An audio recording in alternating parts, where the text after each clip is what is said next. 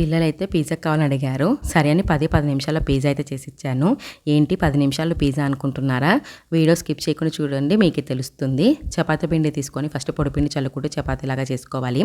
మధ్యలో cheese slice పెట్టేసి వీళ్ళు చూపించిన విధంగా ఫోల్డ్ చేసేసి మళ్ళీ పొడిపిండి చల్లుకుంటూ చపాతీలాగా చేసుకోవాలి.